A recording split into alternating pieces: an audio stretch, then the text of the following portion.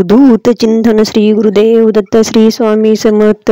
ओम ह्रीम श्री कुलदेवताय नमः. कुलदेवता, तुमची कुलदेवता तुमच्या कुटुंबाचं रक्षण करत असते. तुमच्या कुटुंबात येणारे अडीअडचणी संकट सगळं दूर करत असते. म्हणूनच कुलदेवतेची सेवा होणं आवश्यक आहे. कुलदेवतेच्या सेवेमध्ये 5 गोष्टी आहेत, त्या आवर्जून तुम्ही करायलाच हव्यात.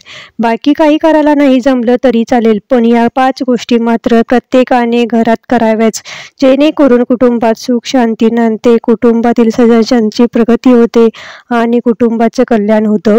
कोणत्या आहेत त्या 5 गोष्टी? चला तर जाणून घेऊया. त्याआधी तुम्ही चॅनलवरती नवीन असाल तर चॅनलला सबस्क्राईब करा, कमेंट शेअर करायला विसरू नका, बेल आयकॉन दाबायला विसरू नका. कुलदेवता हा शब्द कुल आणि दैवता या 2 शब्दांनी मिळून बनलेला आहे. कुळाची देवता ती कुलदेवता. ज्या देवतेची उपासना केल्यावर मूलाधार चक्रातील कुंडलिनी शक्ती जागृत होते, म्हणजेच आध्यात्मिक उन्नतीला आरंभ होतो, ती देवता म्हणजेच कुलदेवता. कुलदेवता ज्यावेळी पुरुष देवता असते तेव्हा तिला कुलदेव असे म्हणतात, आणि जेव्हा ती स्त्री देवता असते तेव्हा तिला कुलदेवी असं म्हटलं जातं. ही झाली आता कुलदेवतेची प्राथमिक माहिती. पण कुलदेवतेची सेवा करणं का गरजेचं असतं? तर आपल्या कुलाची देवता ही आपले रक्षणकर्ता असते. म्हणूनच कुटुंबामध्ये आपल्या कुलामध्ये सगळं सुरळीत चालावं यासाठी आपल्याला कुलदेवतेची उपासना करणं आवश्यक असतं. मुलांची शिक्षणं असतील, लग्न असतील, घरातील आजारपण असतील, या सगळ्या मागे कुलदेवतेची उपासना नीट न होणं, कुलदेवतेची उपासना व्यवस्थित न होणे, कुलाचार व्यवस्थित न होणं ही कारणे असू शकतात. आपल्या कुलाची आई, आपल्या कुलाचा देव, तो आपल्या संपूर्ण कुटुंबाचा पावलोपावली रक्षण करत असतो, आणि म्हणूनच त्याची सेवा आणि उपासना होणं तितकंच आवश्यक आहे. बरं, त्याची सेवा आणि उपासना कसं करावी? फार काही करता नाही आलं तरी तुम्ही 4 गोष्टी मात्र करायलाच हव्या. त्यातली पहिली गोष्ट म्हणजे कुलदेवतेची मूर्ती, टाक किंवा फोटो यापैकी एक काहीतरी तुमच्या घरामध्ये असायलाच हवं. तुमच्याकडे पूर्वापार चालत आलेली कुलदेवतेची टाक असतील, मूर्ती असतील तर अतिउत्तम. पण काही जणांच्याकडे मूर्ती, फोटो नसतील तर तुम्ही कुलदेवतेचा मूर्ती घरातल्या देवघरात ठेवायलाच हवं, आणि त्याची नियमित भक्तिभावाने पूजा सुद्धा करायला हवी. दुसरी गोष्ट म्हणजे रोज कुलदेवतेच्या मंत्राचा जप कमीत कमी 1 माळ करावा. तुमची कोणतीही कुलदेवी असे, त्या देवीचा एक मंत्र असतो, त्या मंत्राचा जप तुम्ही कमीत कमी 1 माळ तरी करावा. समजा तुमची कुलदेवता महालक्ष्मी आहे, तर तुम्ही श्री महालक्ष्मी देवे नमः असा मंत्र जप तुम्ही नियमित करावा. विवाहित स्त्रीने सासरच्या कुलदेवतेचा मंत्र जप करावा. आता ज्यांच्याकडे कुलदेव आणि कुलदेवता दोन्ही असतील तर त्याचा जप नियमित करावा. तर ज्यांना कुलदेवता ठाऊकच नाही अशांनी काय करावं? ज्यांना कुलदेवी माहितीच नाही अशांनी कोणता जप करावा? ज्यांना कुलदेवता कोणती आहे काहीच माहिती नाही त्यांनी काय जप करायचं? तर तुम्ही श्री कुलदेवताय नमः असा नामजप करायचा.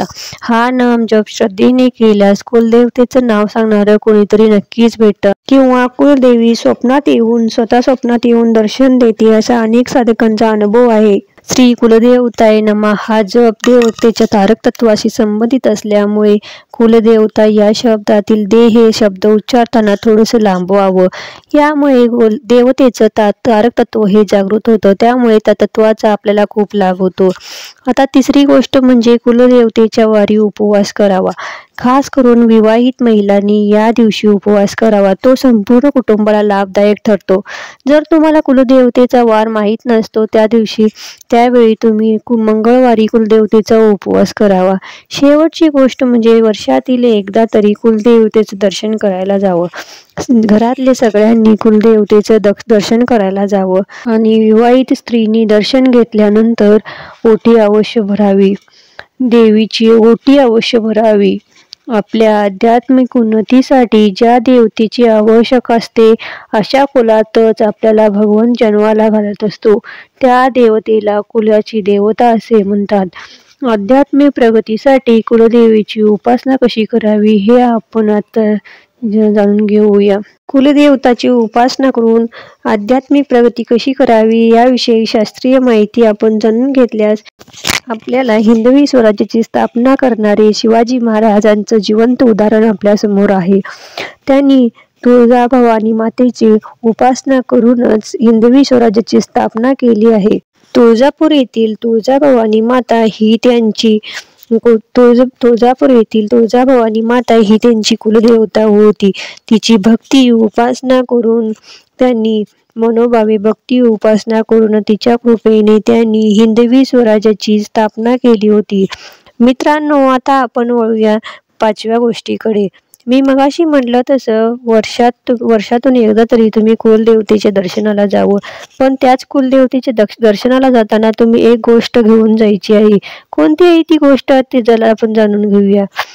मित्रांनो, तुम्ही कुलदेवतेच्या दर्शनाला कोणत्याही दिवशी जाऊ शकता, पण जात असताना आम्ही सांगितलेली एक गोष्ट तुम्ही नक्की घेऊन जायची आहे. जी वस्तू आम्ही सांगणार आहे ती जर तुम्ही कुलदेवतेच्या दर्शनाला जाताना तुमच्याबरोबर घेऊन गेलात तर तुमच्यावर नक्की कुलदेवता प्रसन्न होईल. तिचा कृपा आशीर्वाद तुम्हाला नक्कीच मिळेल. तुम्ही कुलदेवतेच्या दर्शनाला दरवर्षी जाऊ शकता, पण तिच्या तीर्थक्षेत्री जाणार असताना त्यावेळी तुम्ही घरातून जात असताना तुमच्या घरातील देवतेची सुद्धा पूजा करणं आवश्यक आहे.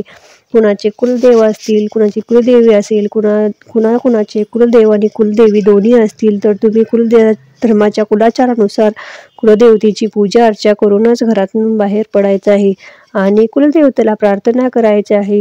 मी तुमच्या दर्शनाला येत आहे, तुमच्या घरी येत आहे. येताना माझ्याबरोबर माझ्या हातून घरी बनवलेला नैवेद्य तुझ्यासाठी घेऊन येत आहे. येताना माझ्या हातून घरी बनवलेला नैवेद्य तुझ्यासाठी घेऊन येत आहे. तुझ्या घरी येण्यासाठी मला आज्ञा दे, तुझा आशीर्वाद माझ्यासोबत असू दे. अशी प्रार्थना करून फुलं अर्पण करून धूप दाखवून गोड नैवेद्य दाखवायचा आहे. तीर्थक्षेत्री जात असताना तुम्हाला गव्हाच्या पिठाच्या 11 पुऱ्या आणि गव्हाचं पीठ वापरून गूळ डाळ वापरून 11 लाडू बनवायचा आहे. यासोबतच तुम्हाला 1/2 किलो गुळाची ढेप घ्यायची आहे. हा सर्व प्रसाद तुम्हाला एका डब्यात भरायचा आहे आणि कुलदेवतेच्या दर्शनाला जात असताना तुम्हाला घेऊन जायचं आहे. आपण दरवेळी जातो तेव्हा कुलदेवतेच्या दर्शनाला जातो तेव्हा तिथेच मिळणारा प्रसाद पेढे लाडू तुम्ही घेऊन जात असता आणि तो कुलदेवतेला दाखवत असता. पण आपल्या घरातून आपल्या हाताने बनवलेला नैवेद्य आपल्या देवीला दाखवला तर देवी खुश होईल. तुम्ही घरातून बनवलेला नैवेद्य आपल्या आईसाठी, कुलदेवता ही आपल्या कुळाची आई असते, आपल्या हातून बनवलेल्या कुलदेवतेला नैवेद्य दाखवला तर तुमची भक्ती, तुमची श्रद्धा त्यातून दिसून येईल आणि तुम्हाला कुलदेवतेचा कृपा आशीर्वाद मिळून जाईल. ज्यावेळेस तुम्ही तीर्थक्षेत्री जात असता तुम्हाला स्वच्छ स्नान करायचं आहे आणि देवीच्या दर्शनाला जायचं आहे. तिथे दर्शन घेत असताना पुजाऱ्यांना सांगून घरून आणलेला नैवेद्य देवीला दाखवायचा आहे आणि ज्यावेळी पूजेला नैवेद्य अर्पण करतात त्यावेळी तुम्हाला प्रार्थना करायची आहे, हे माती आमचे रक्षण करता आहेस, आम्ही तुला घरून आणलेले नैवेद्य दाखवत आहे, त्याचा तू स्वीकार कर, तुला नक्की आवडेल. अशी प्रेमपूर्ण भक्तिपूर्ण प्रार्थना श्रद्धेने करायची आहे, तुमच्या कुलदेवतेला करायची आहे. थोडा वेळ प्रसाद इथे ठेवल्यानंतर तो प्रसाद घ्यायचा आहे आणि घरी आल्यानंतर तो सर्व परिवाराला द्यायचा आहे, सर्व नातेवाईकांना द्यायचा आहे.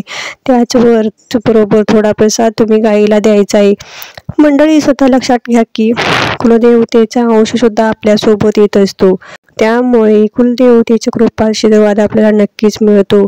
आजकाल दुकानात अनेक रेडीमेड नैवेद्य मिळते, पेढे मिळतात, लाडू मिळतात आणि देवी लाडू जातात. पण जर आपण आपल्या घरातून आपल्या हातातून बनवलेला पदार्थ देवीला अर्पण केला तर कुलदेवता अधिकच प्रसन्न होईल. मोठ्या हुद्द्यावर असणारा मुलगा आईला जर हॉटेलचं जेवण खाऊ घातलं तर कसं वाटेल?